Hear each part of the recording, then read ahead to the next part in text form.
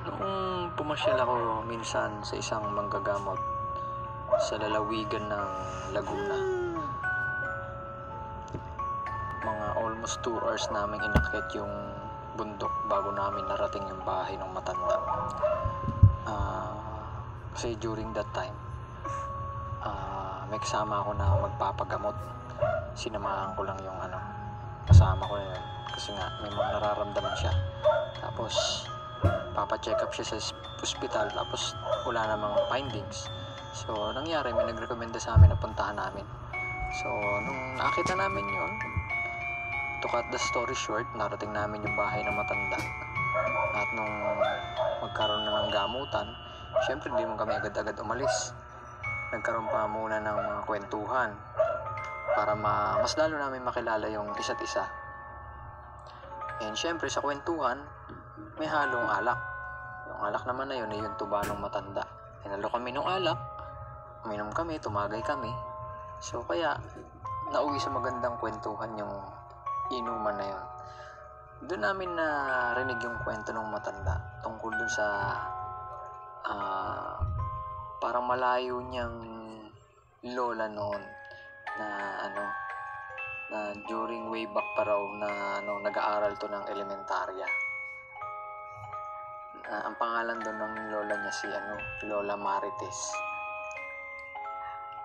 Ang nangyari, ang kwento ng lola niya, nagkaroon daw sila ng parang group study nung mga kamag-aral ng lola niya. And ang nangyari, although iisang baryo sila, alam naman natin ng mga panahon na yun na bahay ng bawat isa masasabi mo ang kapitbahay mo mga 1-2 kilometro ang layo ng bahay. Kapitbahay mo yun hindi katulad ngayon, dikit-dikit, masasabi mo kapitbahay mo. Halos 1 di pa lang o 2 di pa lang ang layo ng bahay ngayon. Pero dati, ang kapitbahay mo, kung sinabing kapitbahay, 1 kilometro, 2 kilometro ang layo ang pagitan sa bawat isa. So, tuloy natin yung kwento. Nung nagkaroon sila ng group study, sabay-sabay yung mga magkakaklase na pumunta sa bahay ni Marites. So doon sila naggawa ng parang mga project nila. And review na rin kasi nga nalalapit na yung kanilang pagsusulit. Ngayon, dahil sa naging abala sila, inabot sila ng gabi, ng 8:00 ng gabi. Dahil naman sa concern naman si Marites at yung pinsan niya sa mga kaklase nila, so 8 po sila. So bali 6 yung mga kaklase nilang kinakailangan nilang maihatid sa labas ng kanilang barangay, dahil alam nila ng magpinsan na nag-aantay na doon yung mga magulang nito sa labasan. Ang nangyari, habang palabas sila ng oras na yon sa probinsya, o nga pala, ang lugar na to, nangyari, yung kwento ng matanda sa lalawigan ng Mindanao, Davao de Oro. So, habang naglalakad sila, yung pinsan ni Marites ang nasa unahan, yung 6 na kamag-aral nila nasa gitna, tapos si Marites ang nasa hulihan. So para nakikita nila magpinsan yung mga kaklase nila. Nung nasa kalagitnaan na sila ng paglalakad, ang dala lang yata nila noon is yung mahihinang klase ng flashlight. Noon, di ba, napakaano ng mga flashlight, napakahihina pa. Hindi katulad ngayon, mga LED light na yung gamit na flashlight. So, habang naglalakad sila, nakaramdam tong batang si Marites, yung lola ng matanda, manggagamot, parang merong sumusunod sa kanila. Tapos, bukod pa doon, parang may pumapagaspas. Nararamdaman niya at naririnig niya. Kaya bilang parang leader ng kanyang mga kaklase, sinabihan niya yung mga kaklase niya na kapag sinabi ko na magsidapa kayo, sabay-sabay kayong dadapa. Sumagot naman yung mga kaklase niya na sige. Alam na kasi nila yon dahil nung malaking probinsya sila. Hindi na nila, although natatakot sila dahil mga bata nga, pero kumbaga parang na-train na rin sila kung anong gagawin nila. Huwag silang magpapanik, huwag silang magkakanya-kanya ng takbo. Kailangan magkakasama lang sila. So nung patuloy sila sa paglalakad, nang biglang sumigaw si Marites ng dapa! So lahat mula dun sa nasa unahan ni Marites hanggang dun sa pinsan niya sa harapan, lahat sila nakadapa. Ang problema, si Marites ang nahuli. Hindi siya agad-agad nakadapa. Ang nangyari, merong malaking ibon ang sumubok dumagit sa kanya. Ang naging resulta, sumablay yung pagdagit, tinamaan yung likod niya, nakalmot siya. Nagkaroon siya ng kalmot, malalalim na kalmot ng kuko ng isang uri ng nilalang na di naman natin alam kung ano. Maaari siya wakwak, pwede siyang manananggal. Marami kasing uri ang aswang eh. May manananggal na hati ang bewang, mayroon naman daw manananggal na ang hati lang ng katawan ay sa paa. O meron naman din na manananggal na wala namang hati, may pakpak lang. So iba-iba po ang mga aswang. So nangyari, pagsigawan ni Marites ng dapa, siya ang nahuli, siya ang nakalmot. Di sumablay, hindi na inulit naman uli ng aswang na mandagit. Nagtakbuhan na sila papunta doon sa labasan. Pagdating doon sa labasan, nandun na yung mga magulang ng kaklase nila, yung 6 na bata. Sinusundo na yung mga bata. Yan nangyari, nakaalis na yung mga bata na yun, kasama yung mga kanya-kanyang magulang. Umuwi na yung magpinsan, si Marites siya ang pinsan niya. Si Marites dumiretso doon sa bahay nila. Ngayon, pag uwi niya sa bahay nila, nakita siya ng tiyahin niya. Sabi ng tiyahin niya, ano ba yan? Kamot ka ng kamot sa likod mo. Si Marites naman, hindi siya mapakali. Makati na mahapdi yung kanyang nararamdaman dun sa likod niya. Ngayon, nung siniyasat nung tiyahin niya yung likod niya, nakita, wasak-wasak yung damit niya, punit-punit. Tapos dun nga nakita yung sugat na ginawa nung nilalang na parang sumubok dumagit sa kanya. Nangyari, mga ilang minuto, dumating naman yung lolo ni Marites galing bukid. Kasi nga medyo ginagabi yun ng pagtatrabaho sa bukid. Pagdating, nakita silang magtiya na inaasikaso ng tiya niya si Marites. Nagtanong ngayon yung matanda, anong nangyari dyan?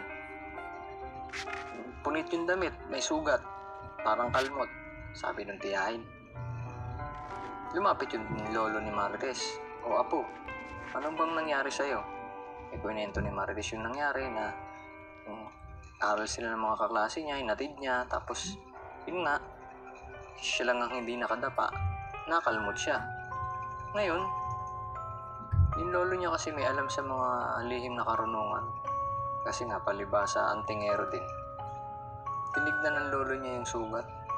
Ngayon, naamoy ng lolo niya yung baho, kasi may parang langis yung sugat niya. Mabaho yung amoy. Ngayon, parang alam na agad ng lolo niya kung saang lugar pwedeng hanapin yung ganong klaseng amoy. So, yung oras din na yun, umalis sila kasama yung si Marites. Tapos, pinuntahan nila sa kabilang baryo pa. Pagdating doon, tapang ng lolo ni Marites. Nagsisisigaw. Hindi siya marunong matakot. Sinigawan niya yung mga tao dun sa bayan na yun, sa baryo na yun. Ngayon, lumabas yung parang pinaka leader nila dun. tinanong kung bakit siya napasugod ng ganong oras, tsaka bakit siya parang nag-iiskandalo. Ngayon, sabi ng lolo ni Marites, kayo lang ang may gawa nito sa apo ko.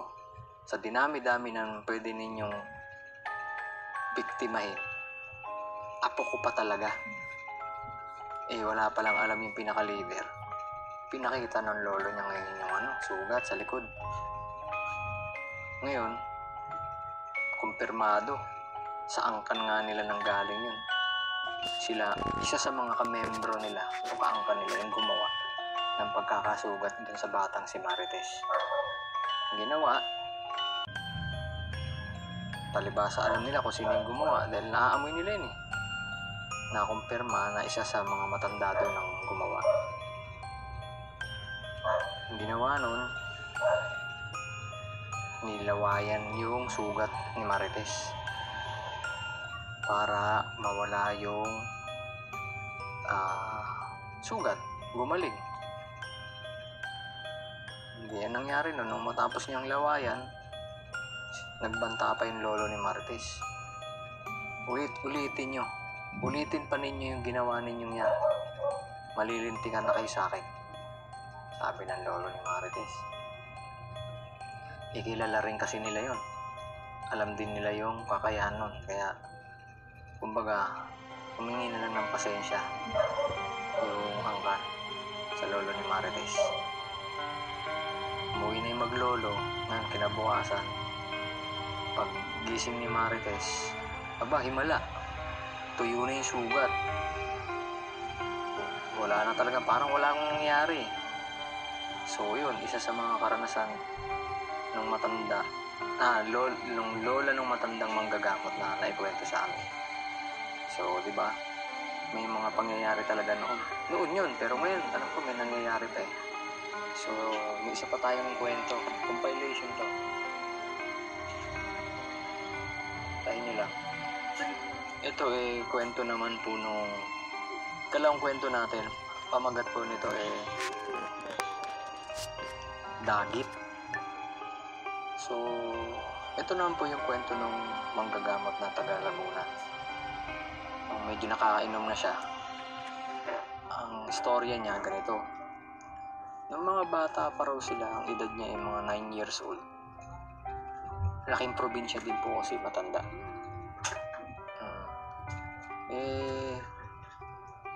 Ang nangyari,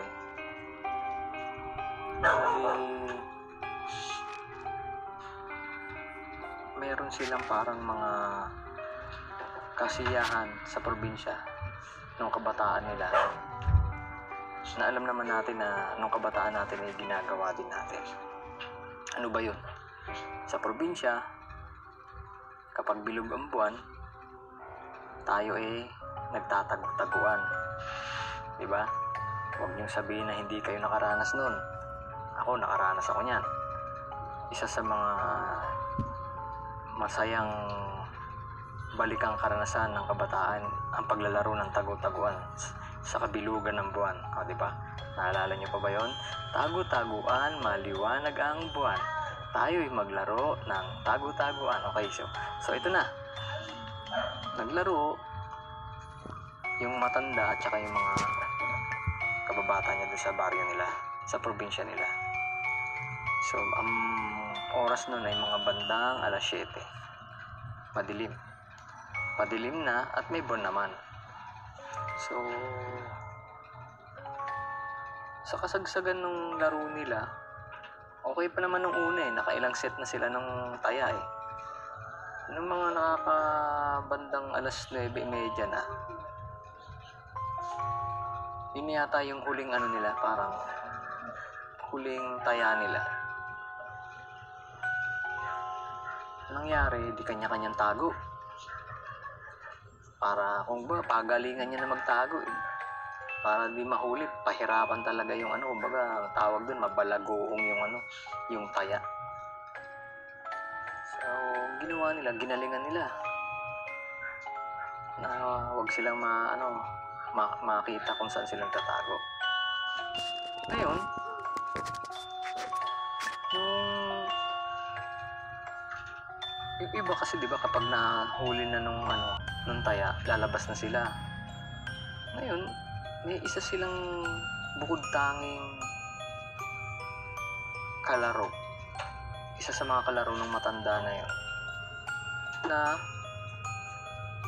nung mahuli na nung taya, paglabas dun sa kinatataguan niya, di ni-expect nila, lumabas naman na, nakita nga nilang lumabas na eh. Ang nangyari nga lang, ikinagulat nila, lahat sila nagulat. May halong gulat at pagkatakot ang naramdaman ng mga bata. Dahil mismong sa harapan nila, yung batang babae na yon na ang pangalan ay Nita, biglang mayroong malaking ibon ang dumampot. Parang nakakita ng yung agila na ginagit yung manok o sisiw, binitbit pataas. So, ang ginawa ng bata, ng Nita, siyempre nagsisisigaw. Mula sila, rin sila yung mga bata na natakot, nagsisigaw din sila. Ginawa ngayon naagaw na nila yung pansin ng matatanda eh. Ang ginawa nila, hinabol nila kung saan pupunta yung yung dumagit. Na may kalayuan din ang narating ng bata. Nakita nila kasi nasa ere. Sa kabilang kabilang barangay pa umabot. Yan ang ginawa nila. Siguro dahil sa takot din ng nandagit, nilapag na lang yung bata dun sa parang sa palayan. Dun yun nailapag, nabitawan na lang yung bata, tapos tumakas na. Pero ang malupit kasi nito, alam na ng mga humabol kung sino yung pupuntahan nila, kung sino yung suspect na dumagit dun sa bata, nagtangka na lagitin yung bata. Ginawa nila, 10 baryo silang pumunta sa isa pang baryo. Pinuntahan nila yung pamilya. Although wala naman silang ebidensya, pero dahil kasi yun ang matibay or sabi-sabi, mga kuno-kunong aswang yung pamilya na yun, kaya yun ang pinagbalingan nila ng galit, kumbaga, lalo na yung sa magulang nung Nita, yung tatay at nanay nun, galit na galit, buong angkan nun. Pero di naman nila ginawa na masama yung pamilya na yun, kasi nga wala naman silang ebidensya. Kinausap lang nila, tinakot nila. Ayun ang nangyari, makalipas lang ang mga ilang araw, nabalitaan na lang nila na yung pamilya na yun lumipat na ng lugar. Umalis na dun sa bayan na yun. So yun yung kwento naman ng matanda nung bata pa siya. Iba talaga ang nagagawa ng alak kapag may alak ng katawan natin at tumama na yung alcohol sa katawan natin. Napapakwento na maganda eh. Yung ikatlong kwento natin pamamagatan natin na Rebulto ni Mama Mary.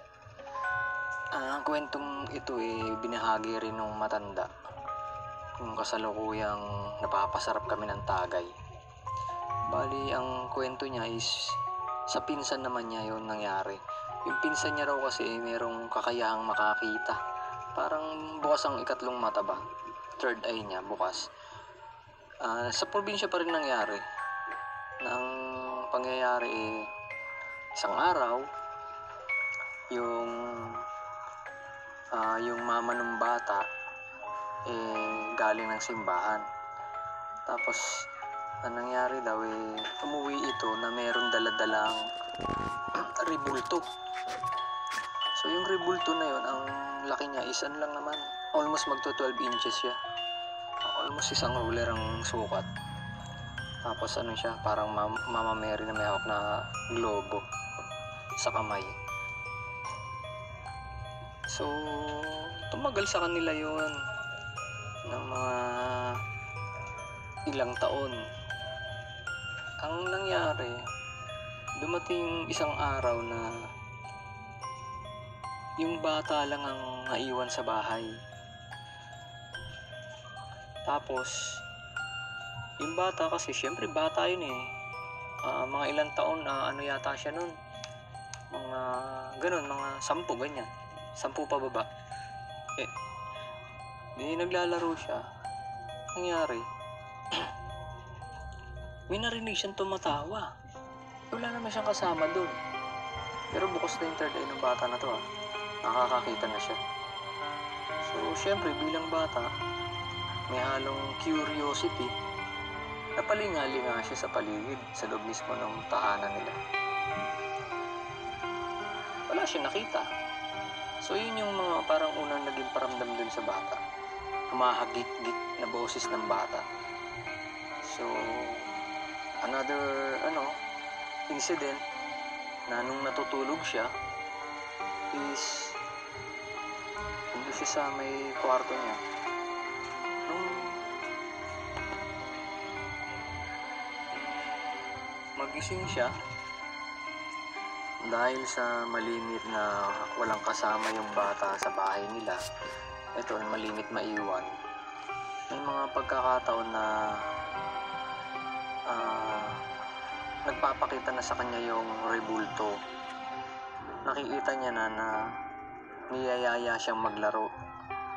May pagkakataon pa na niyayaya siyang maglaro na kumuha ng kutsilyo at mag-ispadahan daw sila at magsaksakan silang dalawa.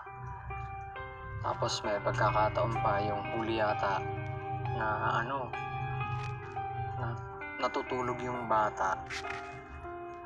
Sarap ng tulog niya, pag mulat ng mata niya, kasi naramdaman niya may tumutusok-tusok dun sa niya, parang braso niya. Ayun pala, parang kinukurot-kurot siya. Nung malimpungatan yung bata, pagtingin niya, nakadagan o nakaunan yung ulo, yung rebulto ng Mama Mary dun sa kamay niya.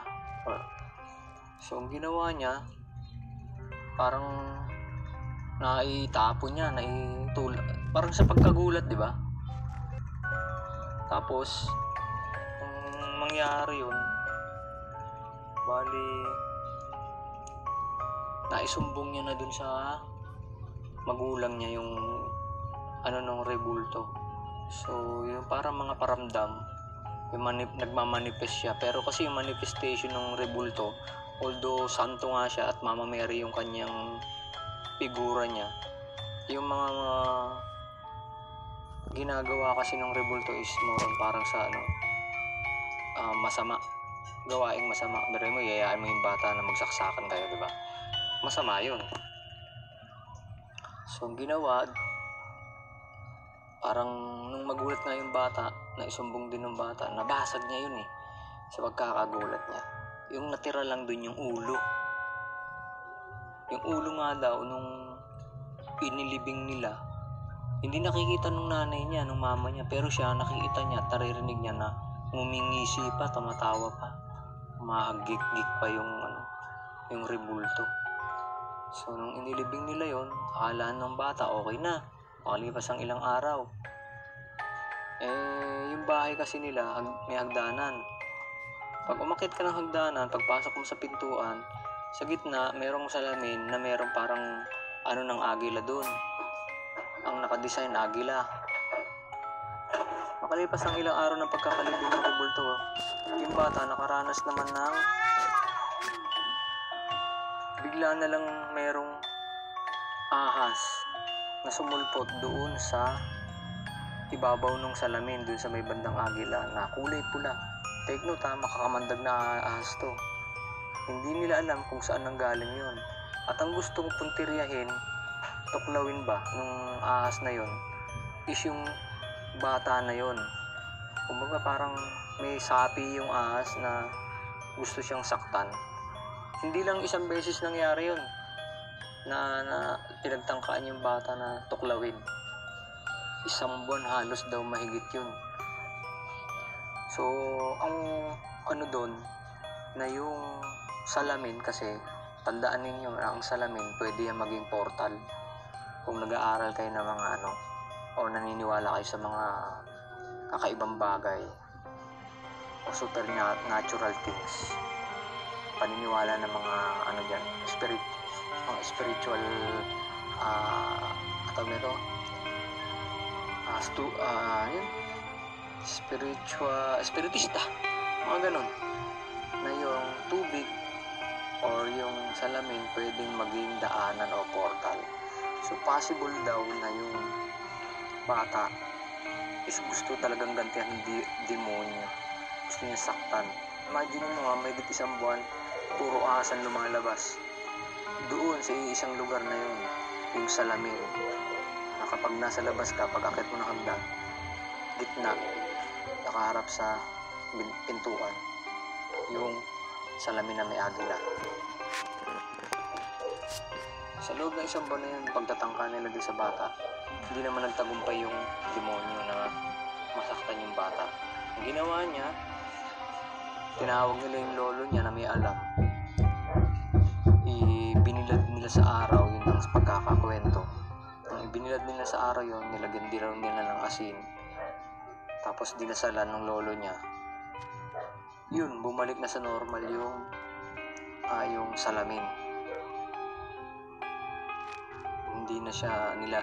Wala nang naglalabas na ahas doon. So, may mga ganun pala, no? Alam ko dyan kasi, kaya gustong-gusto ng mga demonyo na sa mga rebulto. Kasi gusto nilang maranasan na niluluhuran sila ng tao. Parang dinadasalan sila, sinasamba sila. Ganyan yung mga demonyo. Kaya alam kasi nila na kapag papakita sila sa original nila na itsura, matatakot yung tao. Pero syempre, kapag ang ginawa nila, sumanib sila, pumasok sila dun sa isang rebulto, na lalo tayong mga Katoliko, isa sa mga pagkakamali natin talaga yan, niluluhuran pa natin yan, dinadasalan natin. Diba, sabi nga ng Panginoon, huwag tayong luluhod o sasamba sa mga likhang kamay, gawa sa kamay ng tao, sa mga bato, sa kahoy o ano paman. So ngayon may natutunan tayo. Ang sasambahin lang natin, ang Diyos na nasa taas, nag-iisang Diyos. Okay? So yun lamang po, and God bless everyone.